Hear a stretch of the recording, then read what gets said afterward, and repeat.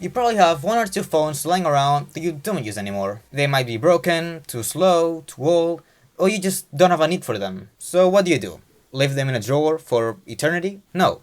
You use them. Don't know what to use them for?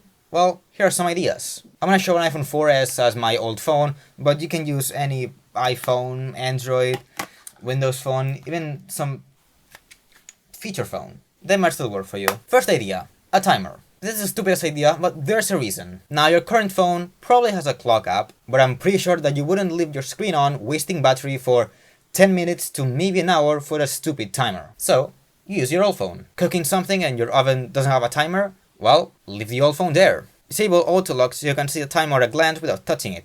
You're in the kitchen, you probably have dirty fingers. Or if you're a speedrunner, this might help while practicing so you don't have to set up anything. Second idea, an alarm. If you're the type of person that doesn't wake up easily, I feel you. This one's for you. The issue with the alarm is that it wakes you up, but not enough.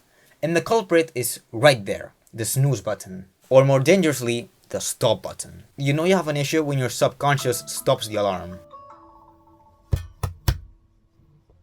You might have seen yourself do this, so you said, well, I'm just gonna make 7 alarms just in case. That didn't work. You skipped through 7 alarms. And before you know it, you press snooze a bunch of times, skip through all your backup alarms, and you're late for school. Here's a fix. Keep your old phone in the other side of the room and put the alarm in there.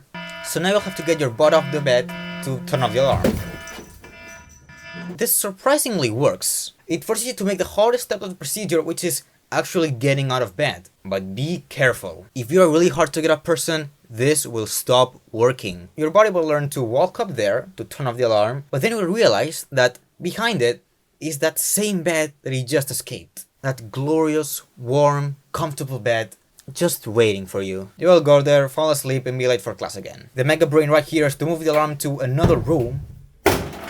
So now you have to get up your butt even further to stop the alarm. Now you will be in another room, your bed is gonna be too far away, so you're just gonna say, well, I'm just gonna make a cup of coffee, or whatever you drink. And now you have the issue that other people in your house will get mad at you, so be sure to stop the alarm quickly. Third idea, a music player. This will work best on a smartphone and if you have a Spotify Premium or Apple Music subscription. But if you don't have a smartphone or a paid account, don't fret, there's still things that you can do. So it's easy. Bring the old phone with you with some downloaded music already. So if you run out of battery on your main phone, you still have a bit of entertainment in case of emergency. If you're rocking a feature phone or don't have a paid account, you can go through the route of legal music files. So get those, I recommend buying them.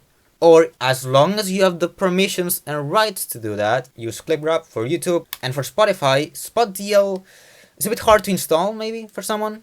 But if you're able to, you can download full albums and playlists and it's amazing. To get the music to your device, for Apple devices, use iTunes if you use Windows. Or if you use macOS, the Finder or the Music app will work for you.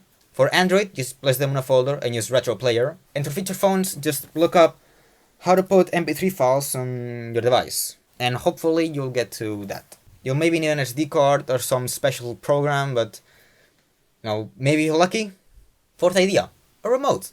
There's bad for smart TVs, YouTube and Spotify, maybe more. For smart TVs, you'll need the corresponding apps. Samsung TV users will need the SmartThings app, which is available on the App Store and Play Store. You don't need a Galaxy phone. LG users will need LG ThinQ. Don't worry about not having an LG phone because I don't think anybody has, and they know. And Apple TV users can enable the remote in the control center options, and then it's in the control center. If you have an Android device, you can get lost. You bought an Apple product, don't expect it to work with your Android. If you use Spotify, just open the app on a phone while it's playing on another device. And then you have control of the playback, you can select playlists. Even if you don't have premium, you can still select music at will on your phone, just as long as you're using a smart TV, tablet, or computer to listen. If you use YouTube, or I think Netflix has it too, I don't know, and you have a cast-capable Chromecast or just a smart TV, you can use that phone as an exclusive cast remote.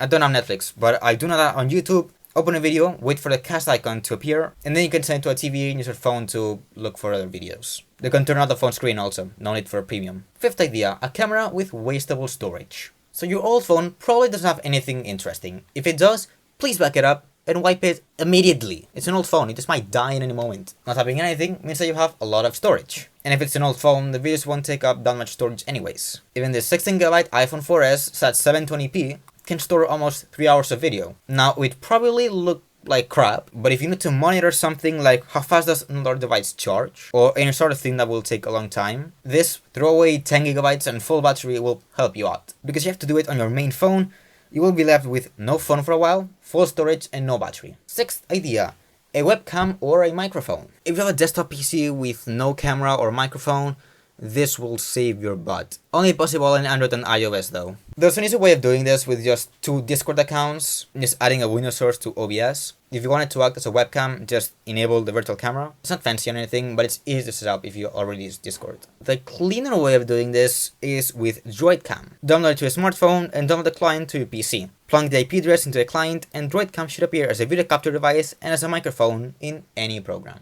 If you're using macOS with an Android phone, use IP camera. It's a bit convoluted to set up. And if it's an iPhone, as long as it's a model from 2018 or newer, and if you're lucky and it works, use continuity camera. A feature available since macOS 13 and iOS 16. So it's not that much of an old phone, considering that the minimum is an iPhone XR. So that was 6 ideas. I hope that gives some use to your phone that was sitting in a drawer doing nothing. And I hope you like this video. I'll see you on the next one. Bye.